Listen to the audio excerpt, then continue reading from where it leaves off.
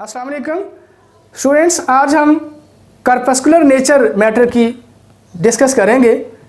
बहुत पुरानी बात है, एंशियंट टाइम्स के अंदर यूनानी फ़िलासफ़र, ये ग्रीक फ़िलासफ़र कहते हैं इंग्लिश में इसको, एम्पीडोक्लस, इसने कायनात के बारे में एक नज़रिया दिया कि जी कायनात जो है वो चार चीज़ों से मिलके बनी है और इन चार चीज़ों को उसने एलिमेंट का नाम दिया।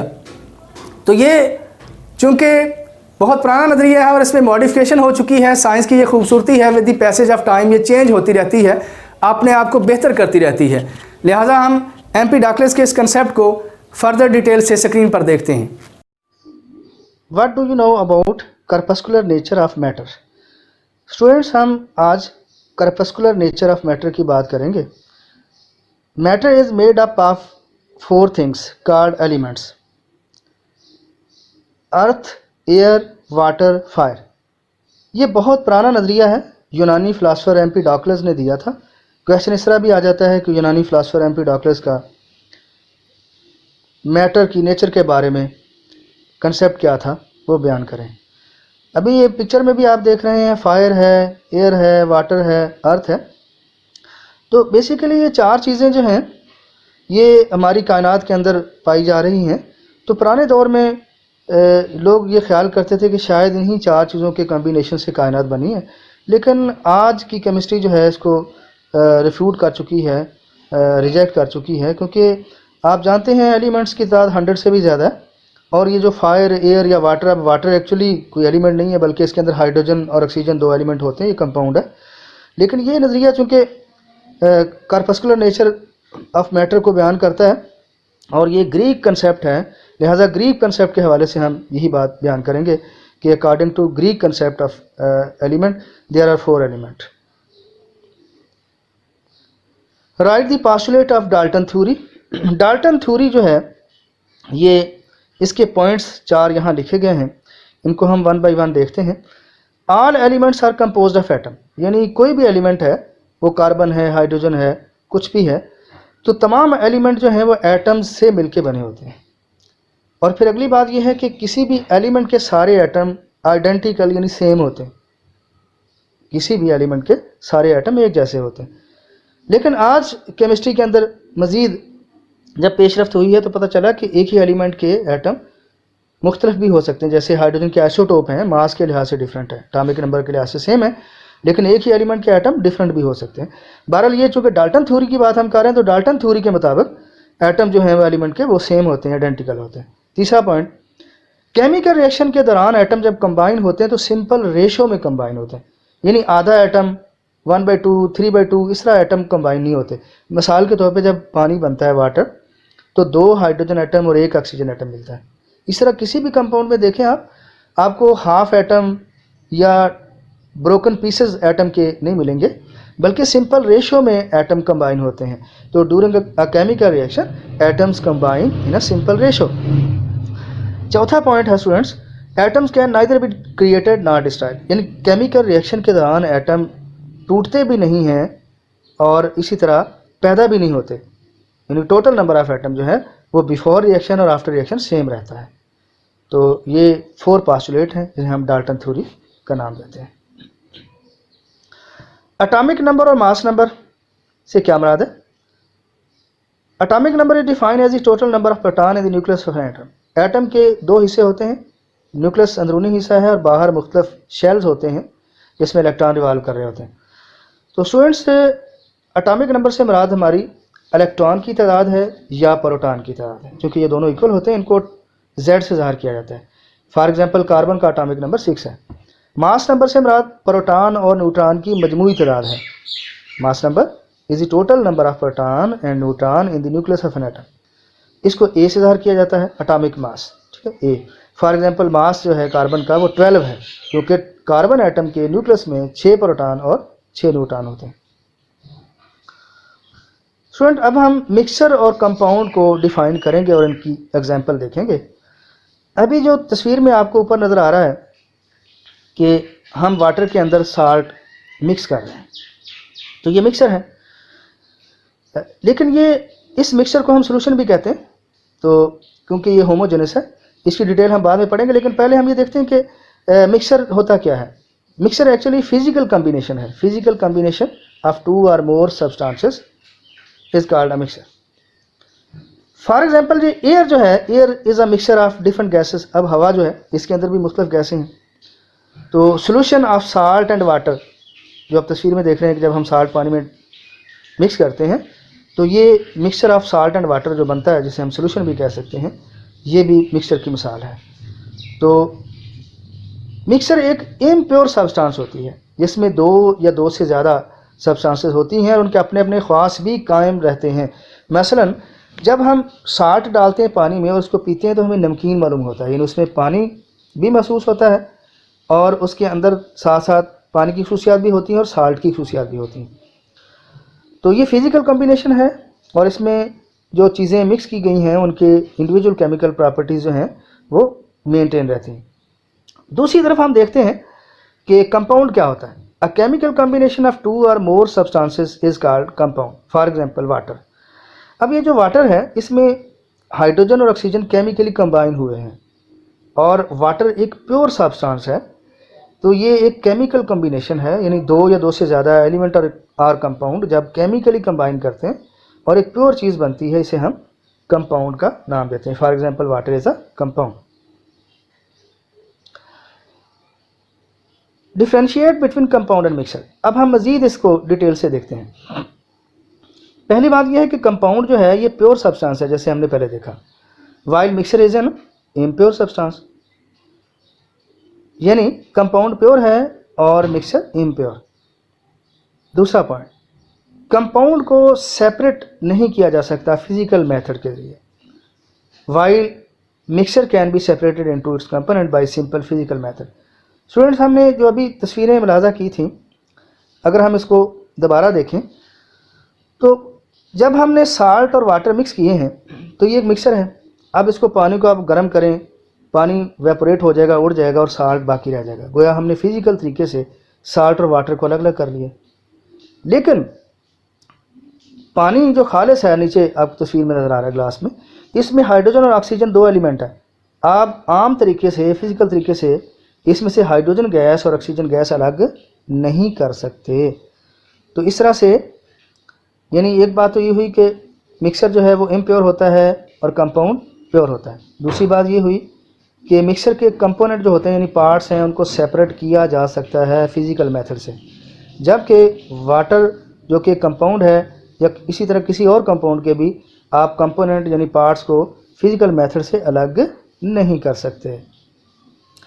स्टूडेंट, तीसरा फ़र्क है, element farming compound lose their original properties while substance making up the mixture do not lose their original properties। देखें जी, वाटर की हम मिसाल लेते हैं। वाटर हाइड्रोजन ऑक्सीजन 2 एलिमेंट से मिलकर बना है। हाइड्रोजन एक ऐसी गैस है जो खुद बर्न करती है, जलती है धमाके के साथ, और ऑक्सीजन बर्निंग में हेल्प करती है। लेकिन मज़े की बात यह है कि हाइड्रोजन ऑक्सीजन के केमिकल कॉम्बिनेशन से वाटर बनता है जो ना जलता है और ना जलने में मददगार होता है, बल्कि जलती चीज़ को बुझाता है। इसका मतलब दोनों एलिमेंट जो कंबाइन हुए थे वाटर के अंदर, उन दोनों ने अपनी खसूसियात खो दी हैं और वाटर ने नई खसूसियात हासिल कर ली। तो इसी तरह किसी भी कंपाउंड में जो एलिमेंट्स होते हैं उसको बनाने वाले, उनकी प्रॉपर्टीज़ ख़त्म हो जाती हैं, जबकि मिक्सर में ऐसा नहीं होता। अभी आपने तस्वीर में देखा था, जब हमने साल्ट मिक्स किया पानी में, तो ऐसा पानी जब हम पीते हैं तो उसमें साल्ट की खसूसियात भी मौजूद हैं, पानी की खसूसियात भी मौजूद हैं। गोया मिक्सर जो है उसमें जो पार्ट्स होते हैं वो अपनी अपनी ओरिजिनल प्रॉपर्टीज़ को लूज़ नहीं करते। चौथा point, composition of compound is fixed while composition of mixer is not fixed. देखिए, वाटर के अंदर हाइड्रोजन ऑक्सीजन की फ़िक्स रेशो है, एटम के लिहाज से भी फिक्स रेशो है, मास के लिहाज से भी फिक्स रेशो है। लेकिन जब आप मिक्सर की बात करते हैं तो आप गिलास में 1 चम्मच शुगर डाल लें, 2 डाल लें, तो वो मिक्सर ही होगा। इसी तरह साल्ट थोड़ा सा डाल लें, आधा चम्मच डाल लें, उससे ज़्यादा डाल लें, तो वो मिक्सर ही होगा। लिहाजा मिक्सर के अंदर जो कंपोजिशन होती है वो फिक्स नहीं होती। लेकिन कंपाउंड के अंदर ऐसा नहीं है, बाई मास भी फिक्स होती है और एटॉमिक मासेस जो होते हैं उसके लिहाज से भी वो फिक्स होते हैं। 5वां पॉइंट है मेल्टिंग और बॉइलिंग पॉइंट का। मेल्टिंग और बॉइलिंग पॉइंट कंपाउंड के शार्प होते हैं, यानी फिक्स नंबर होता है, जबकि यही मेल्टिंग बॉइलिंग पॉइंट मिक्सर के लिए शार्प नहीं होते, यानी एक रेंज के अंदर वो चलते हैं, फिक्स पॉइंट नहीं होता। मॉलिक्यूलर फार्मूला, एम्पिरिकल फार्मूला, ये क्वेश्चन है हमारा। A formula which gives real number of atom in a molecule is called molecular formula. Real number, molecule के अंदर मौजूद एटम की रियल जो तादाद होती है, असली तादाद होती है, हकीकी तादाद, वो ज़ाहिर करने वाला फार्मूला क्या कहलाता है? मॉलिक्यूलर फार्मूला कहलाता है। और ऐसा फार्मूला जो कि सिंपल होल नंबर रेशो देता है एटम की किसी मॉलिक्यूल में, उसे हम एम्पिरिकल फार्मूला कहते हैं। मिसाल के तौर पे एम्पिरिकल फार्मूला है जी बेंजीन का CH और इसका मॉलिक्यूलर फार्मूला है C6H6।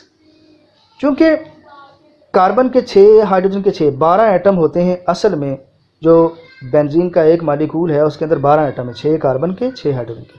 तो ये जो C6H6 है, चूँकि ये रियल तादाद बता रहा है एटमों की जो कि मॉलिक्यूल में मौजूद हैं, लिहाजा C6H6 बेंजीन का मॉलिक्यूलर फार्मूला है।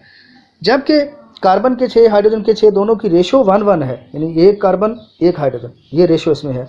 तो ये जो अकेला CH लिखा है हमने, ये सिर्फ रेशो बता रहा है।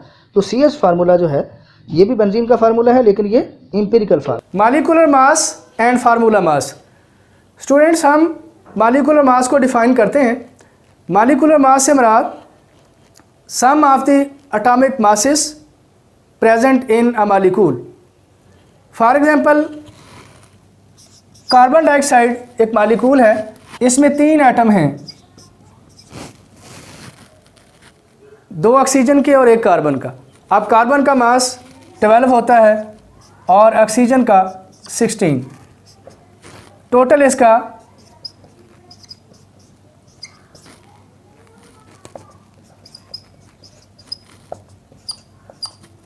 44 AMU atomic mass unit. Similarly formula mass से क्या मुराद है? NaCl, सोडियम क्लोराइड, अगरचे एक कंपाउंड है मगर इसका मॉलिक्यूल नहीं होता, क्योंकि ये आयनिक कंपाउंड है। आयनिक कंपाउंड अलग थलग नहीं रहते, ये आपस में अटैच होते हैं। तो इस वजह से आयनिक कंपाउंड के लिए आप फार्मूला मास कैलकुलेट कर सकते हैं। Na का मास 23 होता है और क्लोरीन का 35.5, ये 58.5 AMU। इट मीन के फार्मूला मास या मॉलिक्यूलर मास से मुराद